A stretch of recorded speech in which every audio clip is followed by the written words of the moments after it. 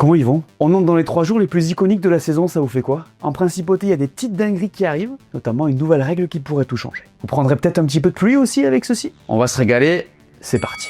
Ce week-end, c'est le Grand Prix de Monaco, une nouvelle règle hyper importante est appliquée pour augmenter le spectacle. Mercedes est sous pression, le championnat pourrait bien évoluer. Avant ce week-end mythique, on a des choses à se raconter. Allez, on en parle. Pour continuer à suivre l'actu de la F1 et ne rien rater, abonne-toi, laisse-moi ton plus grand pouce levé et profite de la vidéo. Les gars, buguez pas sur le décor, il est temporaire. Je suis à Monaco et j'ai pas de studio. Voilà.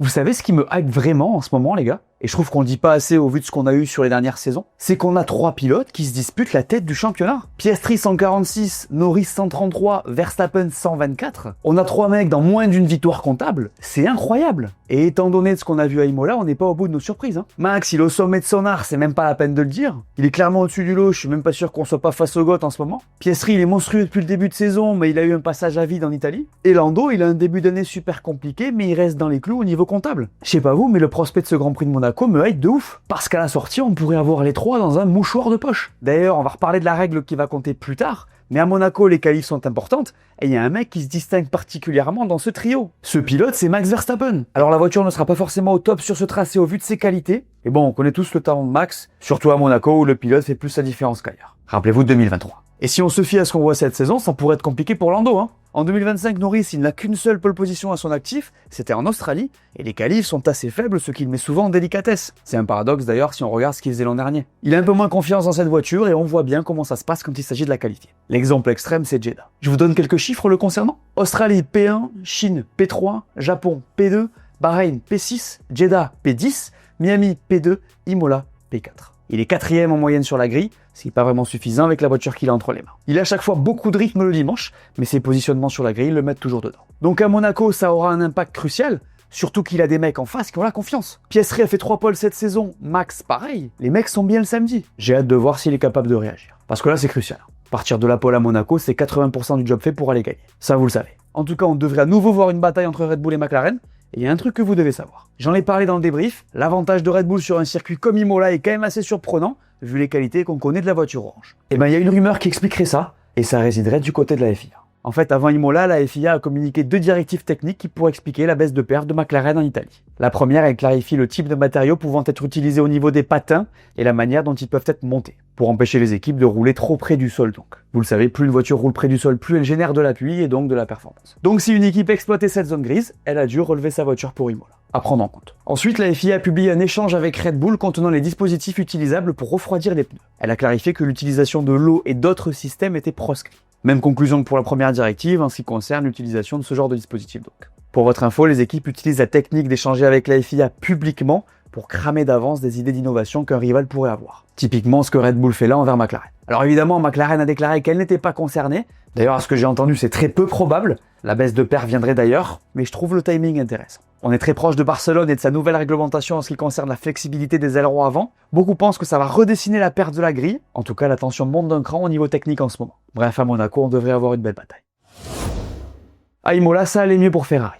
Tout le monde l'a vu. Le problème, c'est que ça n'allait pas mieux le samedi. Vous l'avez vécu comme moi, ils sont 11 et 12 sur la grille et c'est grâce à une superbe exécution, notamment sur la voiture 44, qu'ils arrivent à mettre les 2 voitures dans le top 6. Bon. Le souci en vue de ce week-end, c'est les qualifs. Et oui, parce que comme Lando Norris, cette voiture elle est bien que le dimanche depuis le début de saison. Ils sont toujours loin le samedi, ce qui les plombe en course. Du coup, évidemment, on est inquiet en vue de ce week-end à Monaco. C'est très dur, voire impossible de doubler, donc leur talent d'Achille pourrait s'avérer fatal. Alors le pilote, c'est plus la différence qu'ailleurs vu le tracé, mais bon, vu ce qu'il y a en face, t'as quand même intérêt à avoir une bonne voiture. En parlant de ça, du coup, à Imola, où je vous rappelle qu'ils amenaient des évolutions, est-ce que ça va mieux? Eh ben oui, si on écoute Lewis Hamilton. Voilà ce qu'il a dit. La stratégie était fantastique, toutes les directions ont été bonnes. La voiture ressemblait à la Chine où j'étais vraiment aligné avec elle. Les réglages étaient excellents, nous avons progressé en course et libéré notre potentiel. Si nous nous étions mieux qualifiés, nous aurions pu nous battre pour un podium, ce que je ne pensais pas possible. Je pense qu'il y a plus à venir. Avoir enfin cette connexion, cette synergie avec la voiture a été une sensation vraiment géniale. Faut espérer que ce soit le cas parce que la dernière fois que je vous ai dit ça, la course était cata après. À voir ce week-end, j'ai pas de boule de cristal. Par contre, je trouve que c'est très positif qu'ils parlent en bien des réglages parce que c'était un de leurs problèmes jusqu'à maintenant. Après, sur le papier, ça résout pas le problème des qualifs. J'espère pour eux qu'ils trouveront quelque chose samedi à Monaco. Pour parler de Charles un peu, pas besoin de vous le rappeler, mais il sera à domicile ce week-end à Monaco, 1 an après sa victoire mythique. Lui, il est un peu saoulé de ce qui se passe, c'était pas top à Imola, il était un peu deg de l'exécution. Il s'est dit malchanceux, tout ça. Après, il est historiquement excellent à Monaco, donc j'ai envie de le voir à l'œuvre. Rappelez-vous de l'an dernier où il écrase littéralement le week-end. Jean-Michel Prédiction vous reparlera de lui aussi. Vous pensez quoi de Ferrari en ce moment? Est-ce que généralement vous passez un bon moment devant les courses qui se tiennent à Monaco? Oui?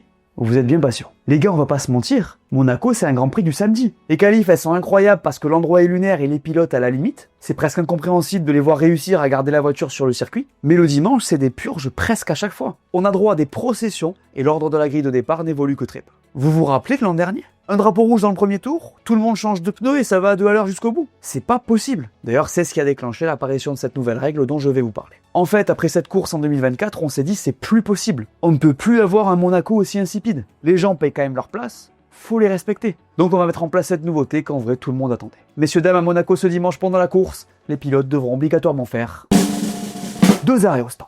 Et oui, on en parlait depuis un moment, on le sait depuis un bout de temps, on fera 2 arrêts obligatoires, quelles que soient les conditions climatiques. L'objectif est de booster le spectacle en piste, faire en sorte qu'il y ait plus de stratégie. Je l'ai déjà dit, à Monaco, ça dépasse pas ou vraiment très peu. Du coup, si la course est sèche, les écuries devront utiliser 3 sets de pneus avec 2 composés différents, au minimum. Ça a été voté au Conseil mondial du sport automobile, donc c'est une décision avec laquelle les équipes sont OK. On va parler de l'impact après, je vais vous donner mon avis. Il y a déjà des voix qui s'élèvent pour dire que cette règle pourrait être caduque au niveau des stratégies. Il y aurait une faille, quoi. En fait, habituellement à Monaco, la stratégie idéale sans trafic, ça serait 2 arrêts, mais on en fait un seul à cause du trafic. Du coup, la faille serait de s'arrêter coup sur les 2 premiers tours, de rouler pour se placer à l'arrière du peloton et attendre que les autres s'arrêtent pour prendre la tête du Grand Prix ou en tout cas s'en rapprocher. Vous voyez le problème.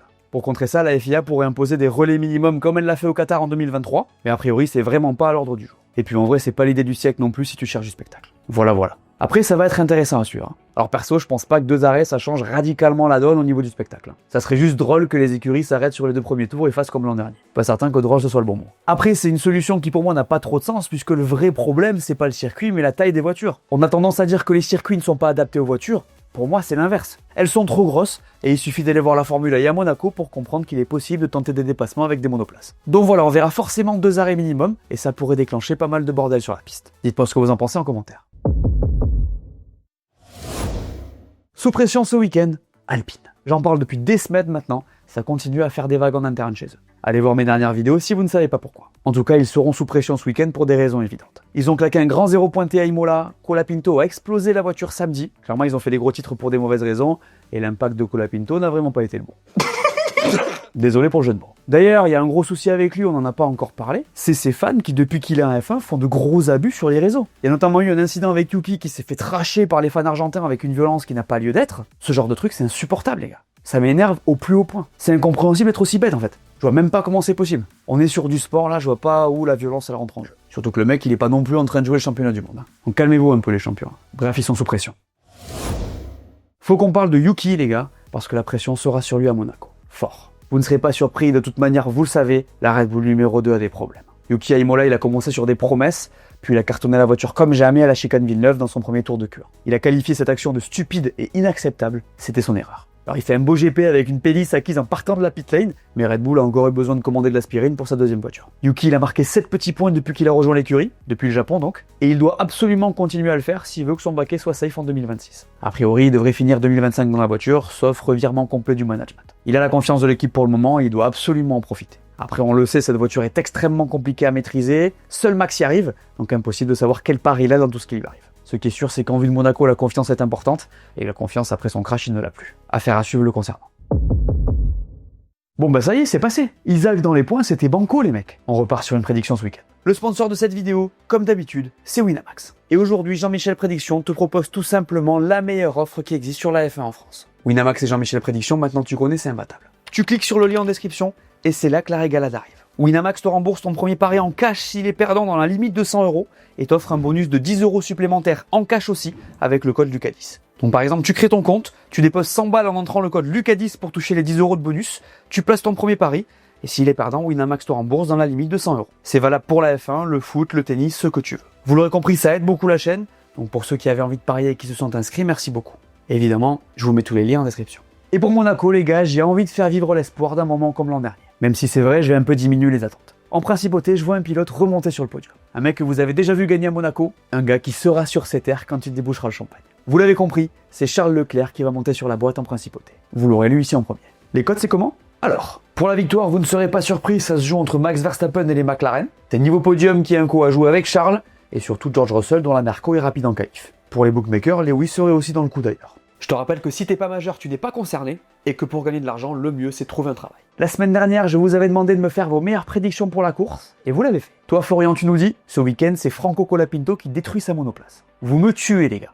Bien joué. Il y a Boubacar qui a été bon aussi. Cette semaine à Imola, Max va gagner. Oui monsieur, vous reprendrez bien un peu d'enrhumade au premier virage. Messieurs dames, je vous rappelle que dans chaque preview, j'affiche 2 prédictions que vous faites en commentaire, et qu'à la fin de l'année, je fais gagner un gros cadeau sur un tirage au sort fait parmi les commentaires affichés. À vos claviers. Tu me fais ta prédiction ? Pourquoi ce Grand Prix de Monaco 96 est-il resté dans l'histoire? Parce qu'il a tout simplement détruit le peloton et ça crée un vainqueur qu'absolument personne n'attendait. 3 voitures à l'arrivée. Mais dans quel contexte on s'élance ce jour-là? Le 19 mai 96, la pluie s'abat sur la principauté. La piste est détrempée. Et ça, à Monaco, tout le monde sait ce que ça signifie. Ça va pas être évident. Sur la grille, c'est Schumacher en pole avec sa Ferrari. À côté de lui, Damon Hill sur Williams Renault. Jacques Villeneuve, son coéquipier, part de plus loin. Le départ est lancé, mais dès le premier tour, coup de théâtre. Schumacher tape le mur, abandon. Le favori est dehors. Damon Hill prend donc les commandes et creuse l'écart. Pendant ce temps-là, la piste est toujours piégeuse, les voitures tombent les unes après les autres. Coulthard glisse, Irvine se retrouve bloqué en travers, Brundle tape, c'est un carnage. Mais Damon Hill va-t-il parvenir à aller chercher cette victoire? La réponse est non. Au 40e tour, son moteur Renault rend l'âme. Fin de la course pour celui qui semblait intouchable. Et là, miracle, contre toute attente, c'est Olivier Panis sur une Ligier Mugen Honda qui prend la tête. Incroyable mais vrai. Dans ces conditions pas évidentes, il tient, il contrôle, et après 75 tours, au temps limite des 2 heures, la course est arrêtée. Je vous l'ai dit, seuls 3 pilotes sont classés à l'arrivée, Panis, Coulthard et Herbert. Olivier Panis remporte ce jour-là la seule victoire de sa carrière et offre à Ligier son dernier triomphe en Formule 1. Monaco 96, c'est un film, un scénario improbable et un héros venu de nulle part. D'ailleurs, pendant 24 ans, il sera le dernier Français à avoir gagné un Grand Prix.